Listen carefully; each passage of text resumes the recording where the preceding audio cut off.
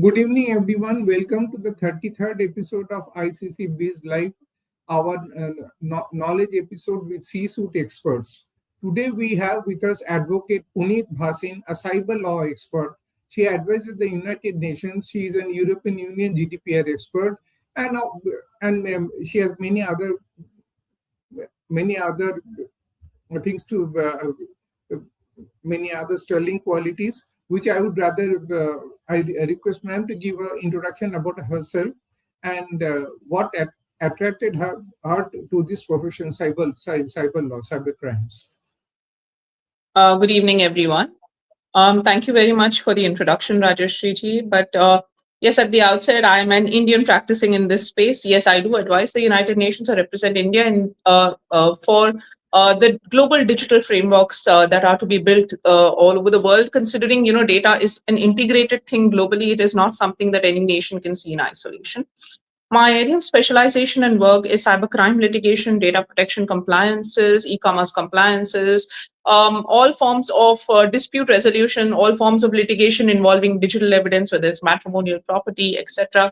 So all in all, you could say a technology law practice, which literally in today's day and age, almost every other aspect of litigation comes down to this.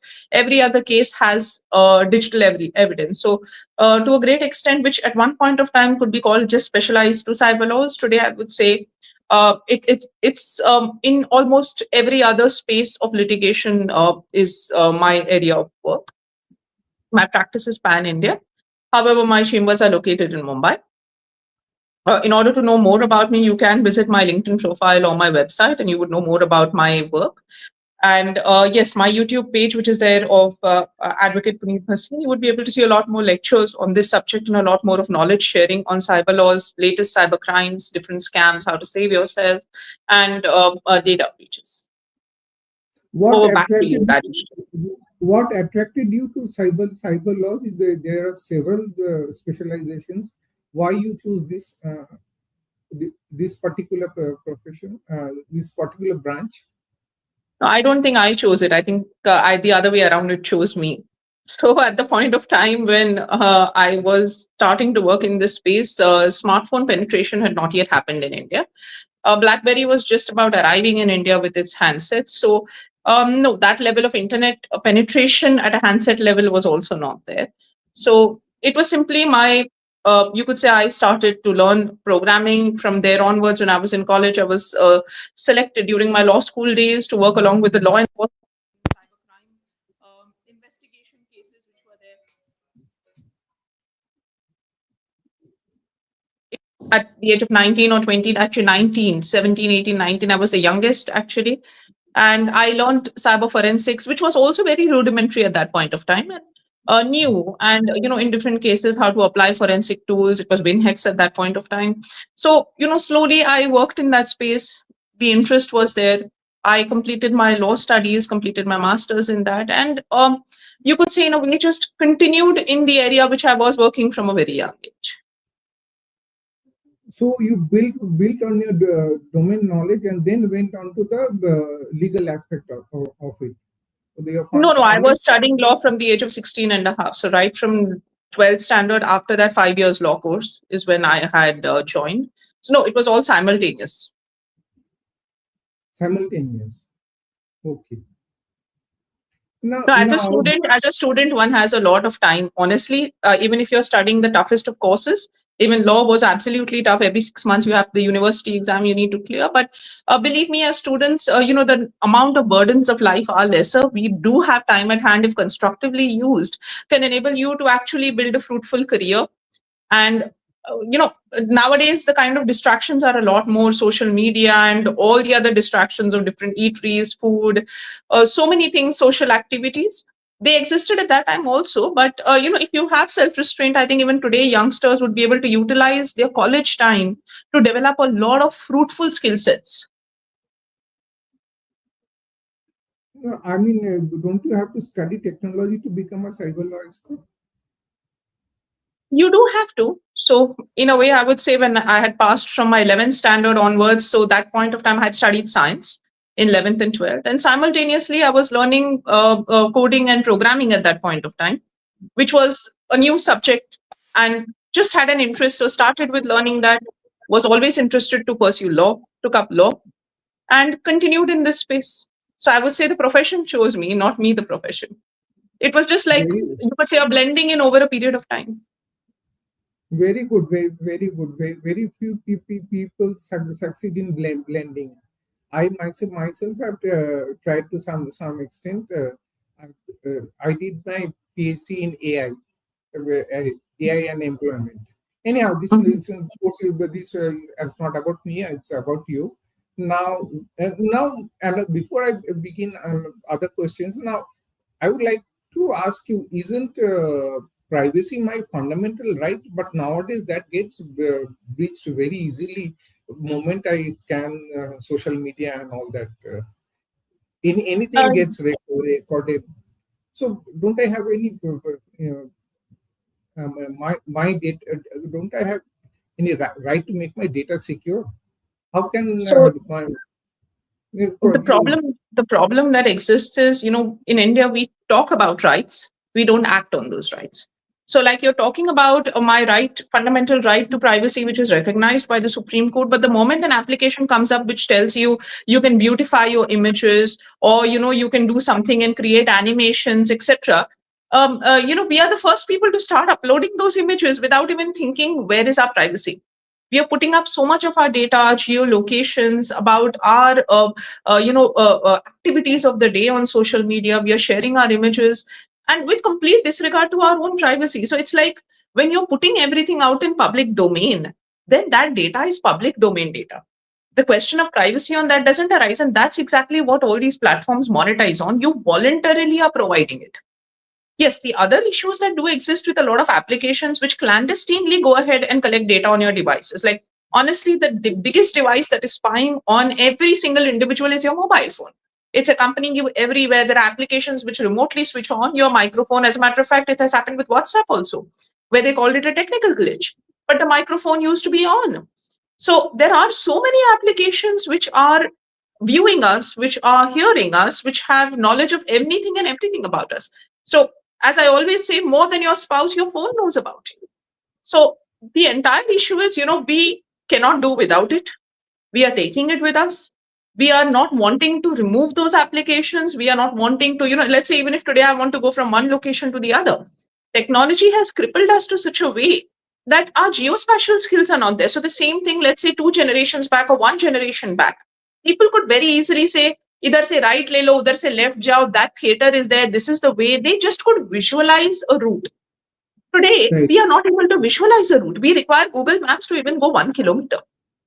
So slowly, you could say over a period of time, we don't remember mobile numbers. We require the online phone book for that, which earlier I'm sure even you would know, Rajeshri, you yourself would remember all the key numbers. I myself used to remember them. So the more we are utilizing these, the more the dependency has increased. Now, obviously, with an increased dependency today, if somebody says that, do not use any of these applications, you're absolutely crippled. How are you going to operate then? Because your brain has lost certain abilities which were inherent to it. Developing them back is definitely possible. It's not that you can't, but it requires a lot of effort. It's almost like a withdrawal symptom that an addict may face. Very beautiful answer. Very beautiful answer, ma'am. Very nice. Now, and coming to from an individual to a corporate, what operation and gaps do Indian companies face in implementing privacy by design? Oh, Well, the biggest impediment that I feel is, um, India, somehow, it was not like this. Indian corporates were not like this, but over a span of 15, 20 years, 30 years now, they have become absolutely capitalistic in their mindset. So we have always, if you see the constitution, we've been a sovereign, democratic, socialist republic. But the concept of socialism, to a great extent, in the corporate structure is lost. So when you're purely a capitalistic economy or a capitalistic business, so I wouldn't say an economy, but every business is working as a capitalist unit. So we had the developed countries work like this. And they used to operate in this way where ethics, left, right, center, individuals' rights, none of that is seen. The commercial organizations' benefit is seen. Now, a large number of corporates working that way. So what happens is consumers are reduced to data subjects. They are reduced to points of data from which something can be monetized. Nobody cares about their subjects or their customers' data protection. They see, okay, how much money more I can make from that individual. They seem to forget that eventually a company is run by human beings. Today, if my company is doing these things and not securing my customers' data, doing all these things, selling their data to third parties without their consent, I am also an individual. There are other companies doing that with my data too. So I would say the concept of karma to a great extent in corporate ethics is lost, where people have failed to realize that companies, though we may call them separate legal entities, but they are run by human beings. Your actions have an equal and opposite reaction. So the biggest impediment I see in companies actually facing with respect to DPDP compliance is understand आप एक company हो पर आप company इंसानों से बनी है. आप एक इंसान के रूप में जिधर आप दूसरे के साथ उसके डेटा के साथ आप ये कर रहे हैं, आपके डेटा के साथ भी वही मिसयूज होने वाला है. Somebody will end up misusing your data, manipulating you, stalking you, scamming you. All of that can happen to you too. So that level of responsibility, that level of consciousness as individuals, and that level of, you could say, care towards other human beings is something which is lacking in today's corporate structure. It's all about profits. It's all about how I can monetize and make money. So I think that is the biggest impediment. Impediment is not, not being able to comply. Impediment is, companies not allocating adequate budgets for this because of the fact that, they're more commercially oriented. They're more oriented to more profit making. They don't care about where somebody could be getting affected. But if any data violation is caught, then they are penalized heavily. Yes, so that is exactly why the Data Protection Act came into being, wherein the level of penalties is extremely high.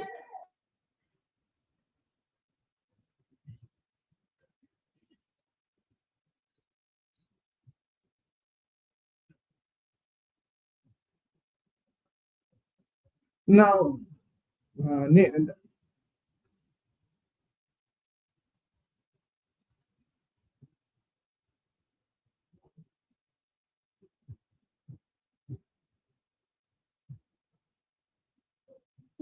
Apologies for the interruption. okay. Yes. Now, with the global market, e-commerce, Q-commerce, and all that, how are companies are managing cross-border data transfers, and when there are several regulations like GDPR, we have DPDP, and how are we managing data transfers while legally compliant? You want to know the true answer? Yeah. GDPR compliance globally and even in India has been more on paper. It has not been actual implementation where companies have actually seen what are the gaps in the organizations, done gap assessments, built their systems around privacy, built their entire product around privacy. That has actually not happened.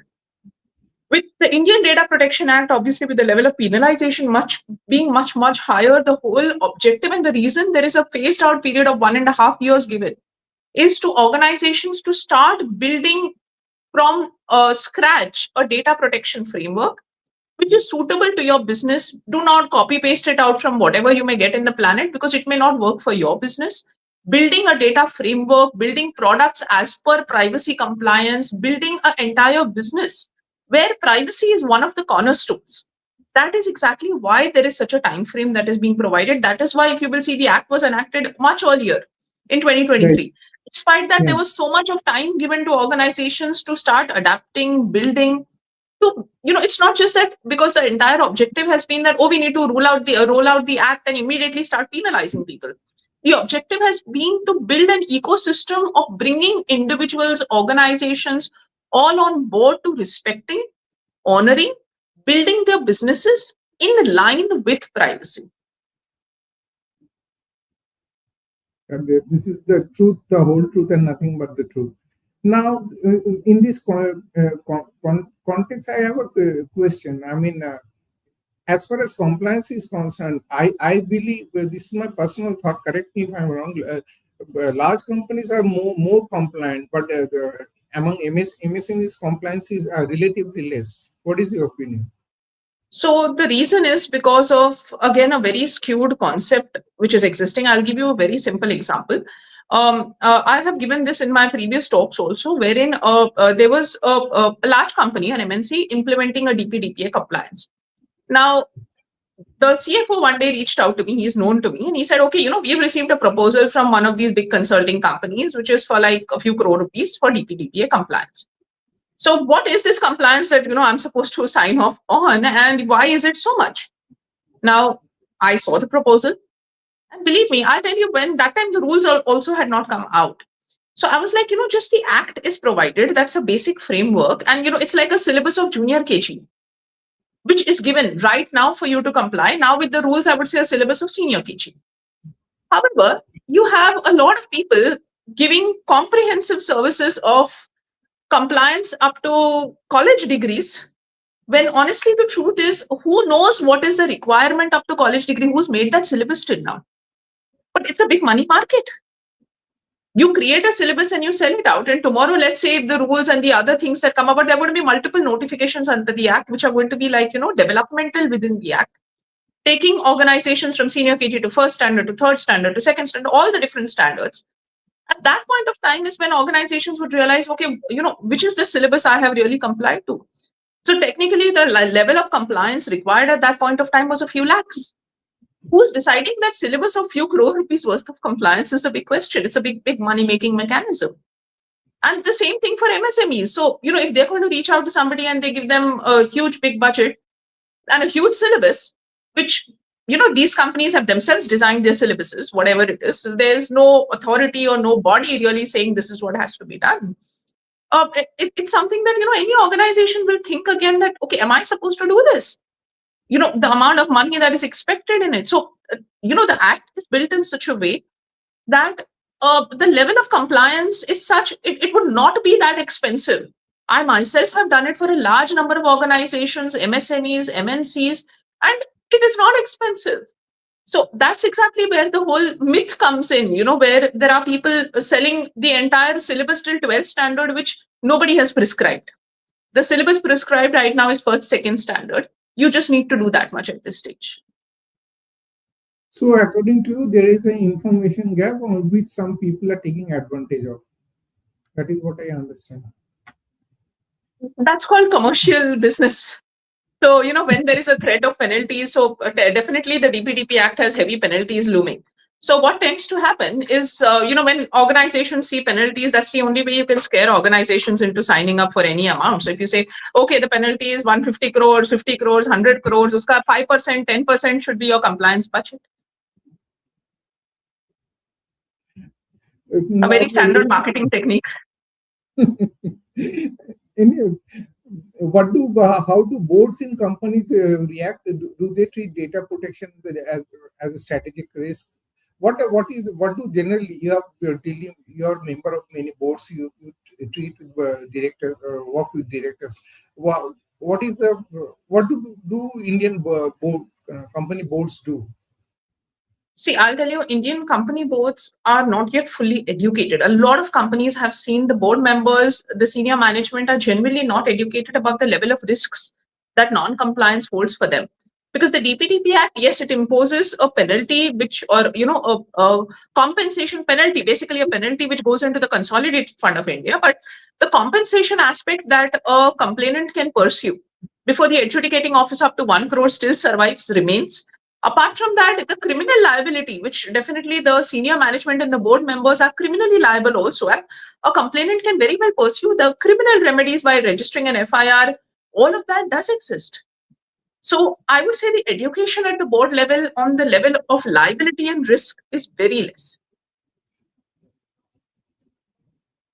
So we need to educate them more, I believe. They need to be educated right. So what tends to happen is the board also only understands numbers. What is the profit number? What is this? So the understanding the loss number, if you don't do something, is quite another. The mindset has to change. I mean, in economics, there's a concept called opportunity cost. The cost of not doing something that may end up as a big pain in future that people are not aware. Yes, that is something which board members, senior management of companies have to identify and understand. Now, They just think if I take a cyber insurance, the penalty amount is covered. Okay, whatever is penalized, the cyber insurance will cover it. But what about the criminal liability? You cannot compensate that with money. The harassment that would ensue, the level of stress that a criminal litigation or trial is going to take you through, no insurance is going to cover that for you. True, but how many people subscribe to cyber insurance? I mean, as it is in bigger companies are taking cyber insurance, and that is also becoming a very big market where it is being, see how many of them will really get their claims cleared is another story altogether. That, when those situations come in, we will come to know of how many claims genuinely get cleared on what criteria, because it's a very, very nascent industry. But yes, a large number of organizations are slowly subscribing to this. Okay. How foolproof it is difficult for me also to comment at this point of time. I understand. Now, coming down to some sectors like BFSI, healthcare, telecom, power, ports, infrastructure. What data breach response mechanism do they have? If suppose level 1 data is breached, do they have a guard at level 2? And how do they protect once the red light flashes that they are under attack? See, I'll tell you something. After the recent geopolitical tensions which have occurred, especially after the Nayara incident, where organizations, or maybe I would say more at the government level, organizations are still quite naive. But at the government level, it has been very, very clear that, if there is a geopolitical tension, then in that situation, our IT systems are absolutely vulnerable. Because the fact is that, if in Nayara, Microsoft had actually pulled its plug, with respect to the services they were providing. There was no backups available. The access of the company itself to its own data was not there, which in a way is cyber warfare. How can you not classify it as that? And today, in every organization, honestly, the biggest risk that exists is this geopolitical risk, because we have just gone ahead and integrated any and every service provider of any and every geographic origin of everything possible into our systems without any clarity of the real risk is existing there. I would say that's the biggest risk at this point of time. We need to really take, so as a matter of fact, for a lot of companies, we are doing that form of risk assessment now, that how secure are your IT systems today from a geopolitical perspective, where you really need to rethink and probably change your service providers, where you need to improve your terms with them, where you need to start securing yourself from your own service providers. Ma'am, why are you bringing the geopolitical angle here? I mean, it's a pure knowledge. If my system is under attack, whether it is under attack from my rival through a pirate or a state-sponsored attack, how does it make any difference? I am vulnerable. I am attacked. See, if it's a smaller body or only a rival, the level of attack is always, the scale is much lesser. It is easier for an organization to combat that and get up from it. When it's a state-sponsored attack, it's a lot more sophisticated. And honestly, recovering from that requires a high level of precision and a protective care that should have ideally been taken right from the beginning. So this is not like an attack which is done by some local person or through some local agencies or, random data breach. State-sponsored attacks are very well funded, highly skilled, highly sophisticated. So the nuances in that are absolutely different. Can you discuss any one sector, let's say BFSI, with respect to companies getting attacked and recovering? Can you give any examples which you have handled? Let's say one sector. Or repeat the question, please. Any other sector. Can you give an example? Take up a sector. Let's say BFSI, healthcare, telecom, or in any sector where you have handled a data infiltration attack and taken legal measures and cyber measures. You have handled a case. Can you share an example? Definitely, there are lots of cases over the years that I've handled. One of them I will say was to the tune that the attack in terms of data sabotage, in terms of financial sabotage that led to it, and further employee sabotage that led to it. I would say a major listed company with turnover of crores of rupees, crores, thousands of crores of rupees, was within a span of 3 days left with only three employees. And yes, over a span of 3 to 4 years, we managed to recover. Today, it's doing really well. It's a well leading insurance company today. But these kind of situations do happen. That means what you're telling me is about is what I had read. Most of the time, the crook is in the company itself. So yes, it was a competitor involved in that company, which had compromised the key management of this company, leading to this entire situation. So see, these kind of conspiracies, especially of this big nature to bring down huge companies, does not happen isolated. So a competitor needs people inside, and that's exactly how this whole case happened. So we managed to register the FIR, we got the charge sheet registered, we got everything done. Now the investigation happened, and finally the matter got resolved, and the company is doing well today.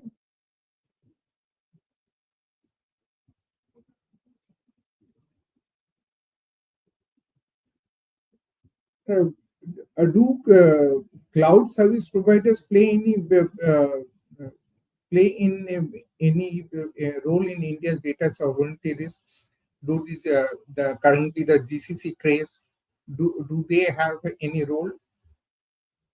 Well, actually, you need to understand your cloud service provider has allegiance to which laws of which nation. So when you're signing up these contracts, why I say geopolitical perspective, cyber risk audit is very important, which we do for organizations to understand your service provider. There's always that fine line, the cloud person, that I'm governed by the laws of so and so country. Tomorrow, if there is any issue with that country or of your nation with that country, what happens to you? So everything can be well negotiated. So it's much important for you to think of things well in advance, that okay, if something goes wrong. So especially when we're talking of cloud and where data is going out, and honestly it's not a physical form where it can be kept within a certain geographical space, then all the possible cyber risks have to be considered, mitigated, and acted on well in advance. So you're telling me that the initial steps are much more important. Signing up the contract, reading the fine print, getting it vetted by a legal expert. And even if you're signed up on it, you can definitely renegotiate. Who says you cannot? If it's at your risk, if it's your business that is going to be at risk, you can definitely renegotiate terms. And also, if needed, improvise my IT system also. Obviously. So if you're using a service provider which tomorrow can be shaky at some point of time, you need to de-risk yourself on a lot of ways. So assessing that, understanding that right now itself, taking the requisite steps is what's key. Do you do cyber audits for firms operating in strategic sectors? Yes, we do that. So that's exactly where this form of risk. So risk is not just data risk or cyber risk as what people may perceive it to be. As I explained to you, there are multiple aspects to it. So your data flow risk that is existing in the organization, right now you may not be compromised by a supplier, but what are the kinds of risks a supplier can present and how that can be de-risked well in advance? All those aspects are what are very, very crucial.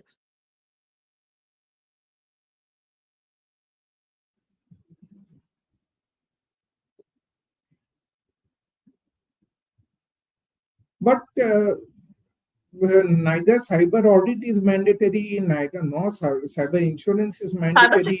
Cybersecurity audit in the company law, the last Companies Act, which was amended, for companies which are registered, listed, yes, it is necessary for them to provide that. Yes, many of them may not be providing it. That's another story altogether. And yeah, shareholders need to get up and start asking for it in the annual general meetings. But yes, it's something that they have to provide. Cyber insurance is not mandatory, because honestly, I don't think anybody would mandate it right now when there aren't clear guidelines of how the payouts will happen. So I think as and when this space evolves and there is a clarity of what grounds of payouts would be there, is when maybe, like the way you have car insurance, which is mandatory, cyber insurance would happen. For banks, yes, a small level, to be able to protect its customers, there is certain RBI guidelines with respect to basic consumer protection in cyber insurances which are taken. What is the real cost of a financial data breach? I mean, beyond the penalties? No, it is massive. The reputational loss, see, I'll tell you, if a customer loses trust, getting them back to trust you is very, very difficult. So, if losing trust and losing a customer, if a data breach happens and obviously there is a social impact, a large scale societal impact, your competitors are going to take advantage of that situation, which is massive revenue loss in that scenario.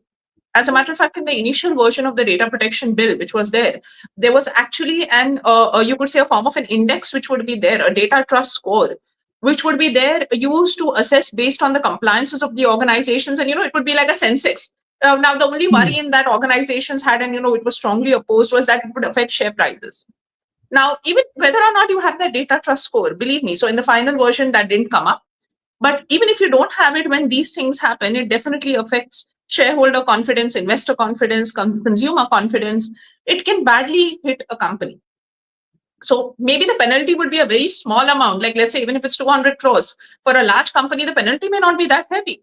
But the business loss and the sustained, you could say cumulative business loss would be much, much higher. Yeah, one name which comes to my mind, me being from BFSI sector, is Equifax, and the amount of data breach and the damage it did. Now it took a long time to recover. So that's sustained revenue loss. So the penalty may not seem as high then as compared to the sustained revenue loss that happens. And then getting up and standing up back again may not be that easy. Now, going a little bit off track, of late you would have seen that digital arrests are the recent trend. And why do people fall a victim to that? When I know I am an honest person, and if somebody threatens me with a digital arrest, there's no social engineering. Yeah. So when your data is breached, people know what are your pulse points very, very well. So I'll tell you the case of a lady. She was a senior citizen, and somebody said that there is certain things, and a case with respect to narcotics and everything, all of that against her. And I said, why would you even think about that? And she said, oh, in my younger days, I had this one instance where I probably did. And that is exactly where, imagine that level of lack of privacy that exists, that she may have discussed it with somebody, and our devices itself are so compromised that it's very difficult to know, where your pulse points are being heard. There was another lady who was in the ICU, and when she was just out of the ICU, practically like, in the ICU, after that, she was in the bed room, in the hospital room. Promptly, she gets a call saying that, this particular thing has happened, and, we are going to arrest your daughter and brother-in-law, and daughter and son-in-law. And son-in-law was in another hospital undergoing a surgery, and the daughter was with her. So somebody very well knew that, she is hospitalized just out of the ICU, not of full coherence. Her son-in-law has had this. Obviously, the lady would be panicked that, my son-in-law is in this condition, and, what, arrest him and my daughter. So our own data is leaking, that, the pulse point. So people know exactly when the nerve is raw, you press it there. So there are people who are enough collecting your data, profiling you to know when to press that nerve. So my data is leaking, it's badly leaking. Criminals are capitalizing on. Yes. No. Now come to legal lawyers like you. How do you help? Well, immediately, if individuals reach out, if they're victims of cybercrime, ensuring, filing the police complaints promptly, ensuring swift police action, getting, as much as possible the recoveries in these matters, that is very, very key. Whether it may be through police court orders, whether it may be through the investigation that the police has to do, guiding the police sometimes that, okay, this is what you can do, facilitate and do this additional step better, which can lead to a recovery. That really plays a key role. So the timeline is very important when a person reaches out. The faster you reach out, the faster the chances of recovery.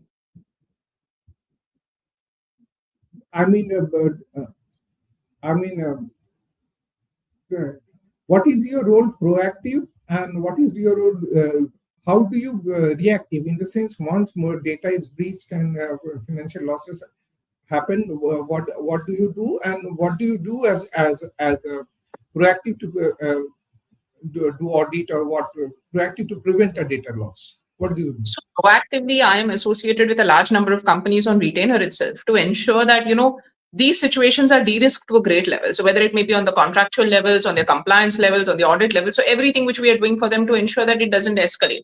But believe me, there are still situations it may escalate. Then in that situation, handling the police complaint registrations, when there's a data breach, handling what should be done, how and what right. Ensuring the right form of reporting, whether it's to certain or to the regulated authorities, which are the authorities, how it should be conveyed. The use of language, the use of everything is very, very crucial. What should be conveyed, how, when, handling the entire situation of a breach notification, thereafter the necessary legal steps that are there, and yes, if there is litigation that ensues, then handling the entire litigation end to end.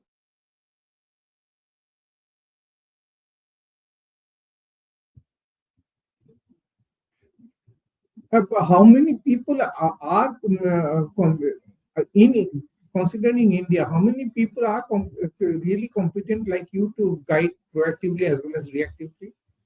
I mean, There are very few because of the fact that the amount of exposure a lot of youngsters have had to this space is much lesser.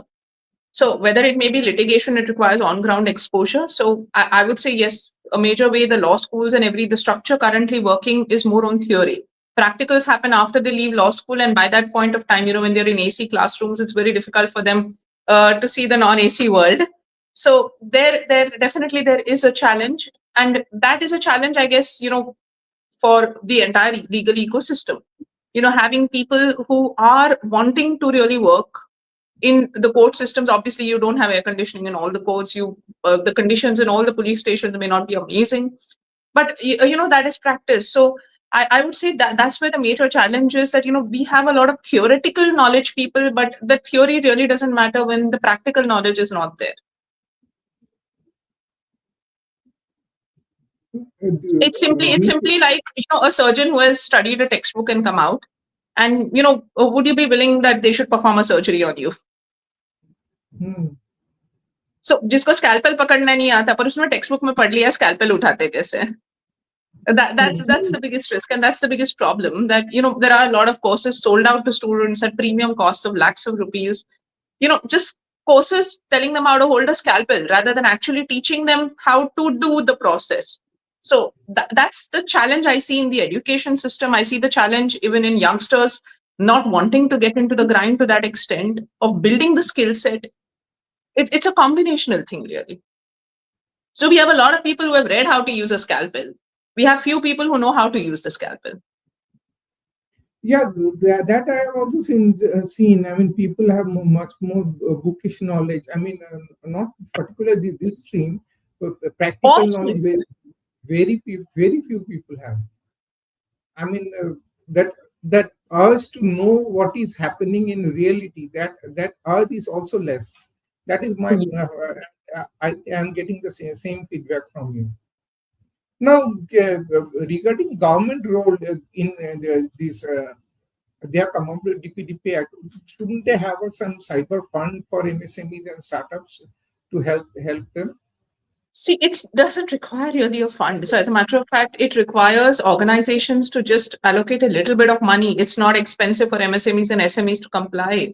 That's exactly what I'm telling you. So it's just like a big balloon that is created. Oh, this is the amount of compliance and it's so expensive. It is inexpensive.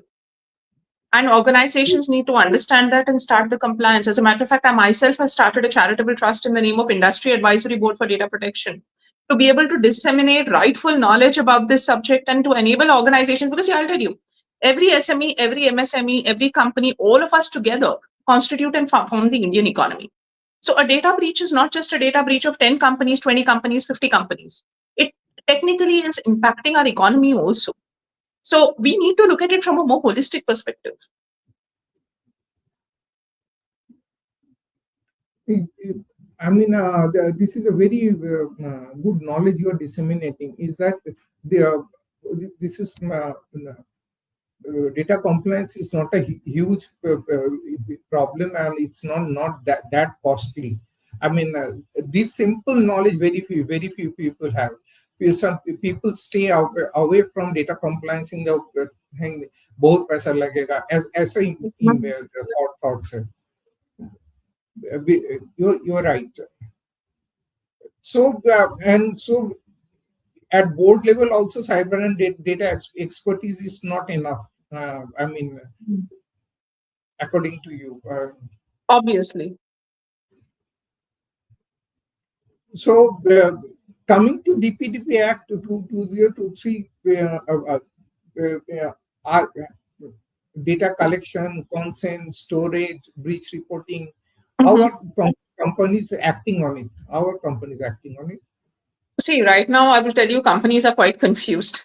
So the companies who had to act already, we've been working with them for the last 2 years, and they have already been acting on that entire subject. And the companies which are not acting on it are the ones who are still staying confused, figuring out what to do, what not to do, taking 150 quotations, trying to find out 150 different scopes of work. And honestly, they are never going to come to any form of conclusion. So those who had to do it are already doing it. Those who are looking for ways not to do it are just going round and round in those circles. Okay, now I'll open the floor for the people who are watching this show to ask questions to you. And in the meantime, I would request you to share another case study of yours. So some company, without taking the name, some problem which you handled. There are large number of cases. आप बताइए कैसा type का case. Variety इतनी ज्यादा होती है ना, it's like an ice cream parlor. आपको हर टाइप का केस मिलने वाला है. Give some live example so that people can. And of what type of case are you looking at? Anything very. I mean, how you helped in recovery. I would say, let's say recovery angle. So in one of the cases, there was a banking system itself, which was of a particular bank, which was flawed and compromised. This was a very, very big brokerage firm. And for the firm, it was not huge, 1.5 to 2 CR that they lost in a transaction, which occurred due to a hack that happened in the banking system, very clearly. And however, the organization was quite, you could say, this happened in the dead of the night without them authorizing a transaction to. The first thing in the morning at 7 o'clock is when they connected and they were like, okay, this has happened and we need to do something. By 1 to 2, we had registered the offense for them. We drafted the complaint. The FIR was registered. By evening, the freezing of the accounts of the accused started, and close to around 1.5 CR was recovered. Yeah, they had a loss of about 30-50 lakh rupees, but a major portion of the money was recovered. Thereafter, through court order, we managed to, within a span of 2 to 3 months, get the entire money. And when you do a cyber audit, what do you look at? As I told you, in a cyber audit, what are the different risk points that are there? A risk point is not just an IT risk point, but as I told you, a geopolitical risk point existing in your IT systems, in your cybersecurity, your employee level risk point that is existing, which are the employees who may be more prone to leaking your data, probably jeopardizing you, ensuring proper access controls basis, all of those aspects. It consists of a myriad, you could say, combination of things to ensure that an organization is genuinely de-risked.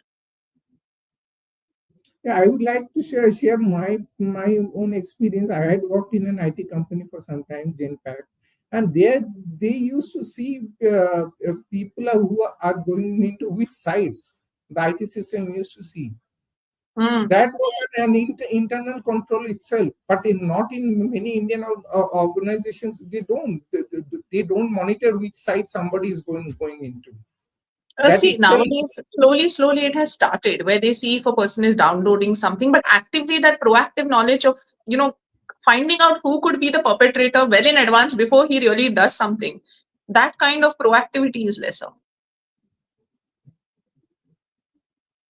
So what is the way ahead, and what can industry bodies like us do? See, industry bodies like you can educate the members to understand why these form of cyber audits are very, very important. They hardly cost anything like in a whole year of 3 lakh rupees, but the bottom line is the amount of de-risking that occurs.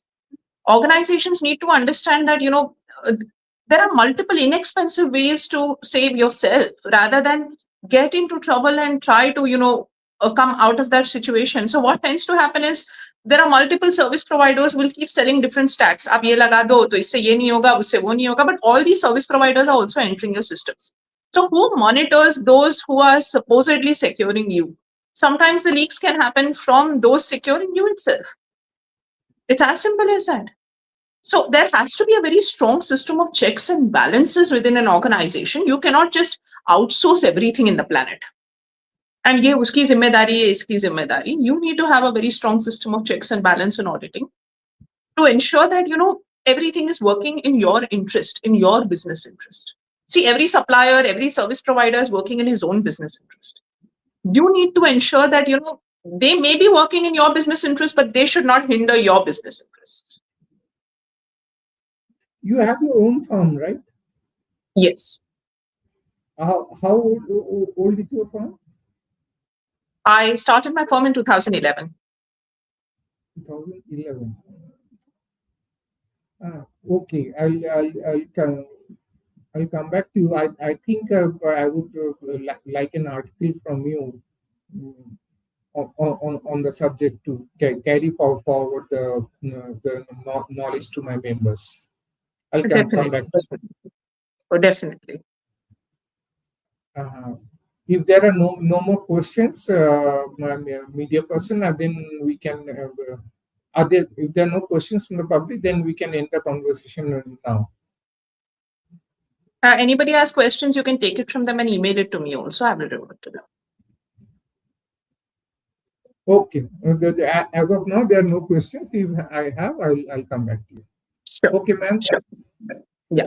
Thank you. This is somebody from Bangladesh, Moinul Islam. What question you have, Moinul? Do you have any questions? Actually, I'll also have to leave now, Rajesh. If you can email it to me, will be great. Okay, ma'am. Let's end the conversation. Thank you very much. Thank you. Bye.